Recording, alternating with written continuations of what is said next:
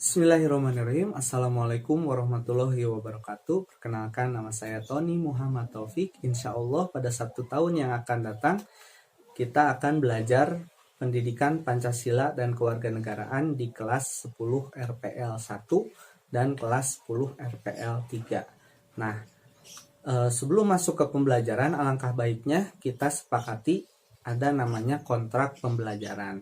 Nah, bersama saya pembelajaran. Poin yang pertama adalah masalah waktu.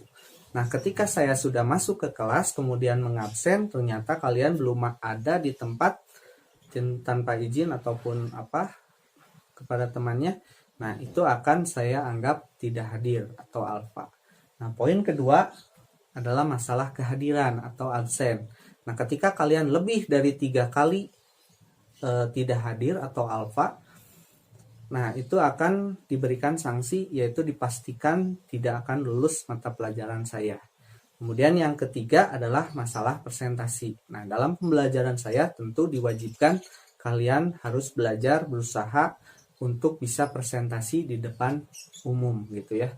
Kemudian yang keempat yaitu adanya teamwork. Jadi ketika proses pembelajaran itu harus ada kerjasama dalam tim gitu, untuk memecahkan sebuah masalah. Yang selanjutnya adalah setiap pembelajaran atau setiap saya menerangkan atau teman kalian yang menerangkan itu harus kalian catat catatan-catatan yang pentingnya saja, atau kalian membuat resume kegiatan pada hari tersebut. Nah, itu menjadi penilaian dalam pembelajaran saya. Kemudian yang terakhir adalah bagaimana saya menilai. Presentasinya adalah 75% itu akan diambil dari nilai harian, ulangan harian, dari resume yang tadi, dari presentasi kalian dan sebagainya di nilai harian. Kemudian 25% itu akan diambil dari penilaian akhir semester atau penilaian akhir tahunan dalam pembelajaran saya. Jadi nilai 100% itu akan diambil dari 75% nilai harian dan 25% ulangan akhir gitu. Nah, sampai sini bisa dipahami mengenai kontrak pembelajaran. Nah, sekarang kita lanjut ke materi pembelajaran pertama kita, yaitu mengenai nilai-nilai Pancasila dalam kerangka praktik penyelenggaraan pemerintahan negara. Nah, subtema yang pertama adalah yang akan kita bahas hari ini mengenai sistem pembagian kekuasaan negara Republik Indonesia. Nah, mungkin dalam keseharian kita sering mendengar istilah kekuasaan. Nah, kekuasaan kita artikan sebagai kemampuan seseorang memberikan pengaruh kepada orang lain untuk mengikuti keinginan kita. Nah, itu disebut dengan kekuasaan. Salah satu contohnya adalah misalnya guru melarang kalian terlambat untuk masuk ke dalam kelas. Nah, dalam contoh tersebut kita sudah dapat melihat adanya kekuasaan. Nah, sampai sini adik-adik bisa memahami tentang kekuasaan. Nah, kita lanjut ke poin selanjutnya mengenai macam-macam kekuasaan. Nah, ada beberapa pakar yang mengemukakan apa sih itu kekuasaan. Nah, yang pertama, pakar pertama adalah John Locke. Mengemukakan ada 3 poin dari kekuasaan. Yang pertama adalah legislatif atau pembuat undang-undang. Yang kedua adalah eksekutif. Nah, menurut John Locke, eksekutif ini adalah orang yang menjalankan undang-undang, menegakkan undang-undang, termasuk mengadili. Ya, ketika ada penyelewengan dari undang-undang tersebut, diadili oleh pihak eksekutif.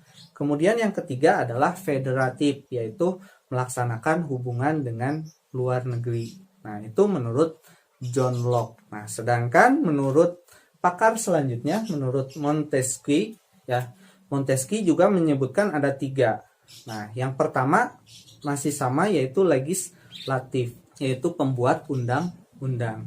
Yang kedua adalah eksekutif. Nah, berbeda dengan yang sebelumnya, John Locke, eksekutif di sini hanya menjalankan undang-undang, menjalankan pemerintahannya saja, tidak berwenang untuk mengadili. Nah, sedangkan fungsi mengadili di sini ada poin ketiga, yaitu fungsi dari yudikatif, mengadili pelanggar dari undang-undang tersebut. Nah, Montesquieu menyebutnya adalah trias politica. Nah, ini yang kedua inilah yang kita adopsi dalam kehidupan bernegara Indonesia, tapi lebih dikembangkan. Nah, bagaimana pembagian kekuasaan yang terjadi di Indonesia? Kita akan bahas di slide selanjutnya. Nah, ada pembagian kekuasaan secara horizontal atau secara mendatar. Jadi tidak ada yang lebih tinggi, tidak ada yang lebih rendah. Nah, semuanya sama ya. Yang pertama adalah kekuasaan konstruktif. Nah, konstruktif ini mempunyai peran yaitu mengubah dan menetapkan undang-undang. Nah, fungsi ini diemban oleh Majelis Permusyawaratan Rakyat atau disingkat MPR. Nah, dasar dari konstruktif ini adalah dalam pasal 2 ayat 1 Undang-Undang Dasar 1945. Nah, yang selanjutnya adalah kekuasaan eksekutif. Nah, kekuasaan eksekutif ini bertugas menyelenggarakan pemerintahan. Nah, ini diemban oleh Presiden Republik Indonesia ya. Nah, dasar dari eksekutif ini adalah pasal 4 ayat 1 Undang-Undang Dasar 1945.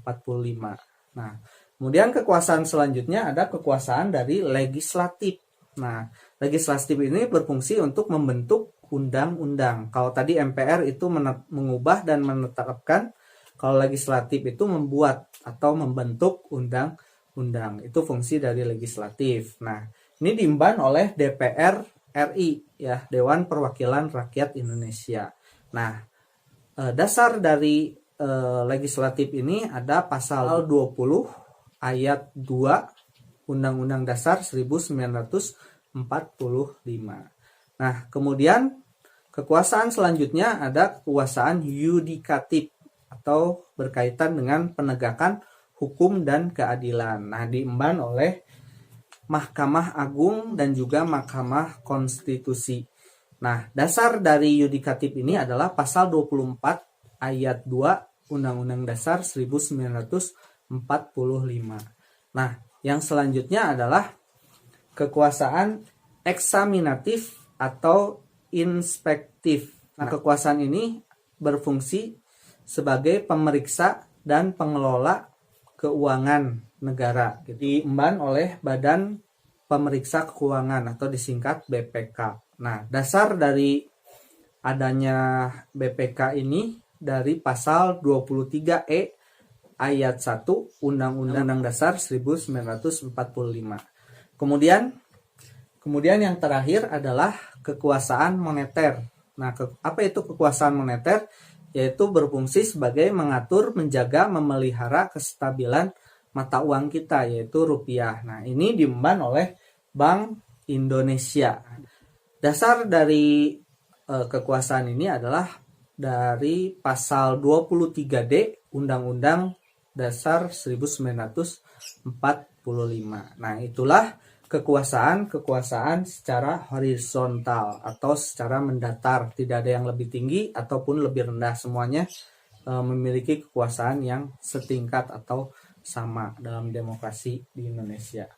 Nah, kemudian selanjutnya yang akan kita bahas adalah mengenai pembagian kekuasaan secara vertikal. Nah, kalau tadi horizontal secara mendatar, sekarang kita vertikal secara bertingkat. Nah, secara bertingkat, Republik Indonesia itu menyerahkan kewenangan kekuasaan kepada pemerintah daerah di berbagai provinsi di Indonesia. Nah, itu memiliki dasar pasal 18 ayat 1 Undang-Undang Dasar 1945.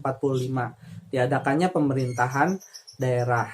Nah, apa itu pemerintahan daerah? Tadi ada berbagai macam provinsi di Indonesia, kemudian dari provinsi itu ada kabupaten dan kota, ke bawahnya lagi dan seterusnya. Nah, itu diatur dalam tadi pasal 18 ayat 1 Undang-Undang Dasar 1945 tentang pemerintahan daerah.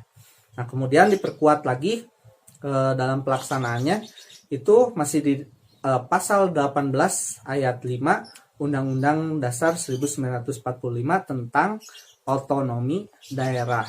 Apa itu otonomi daerah?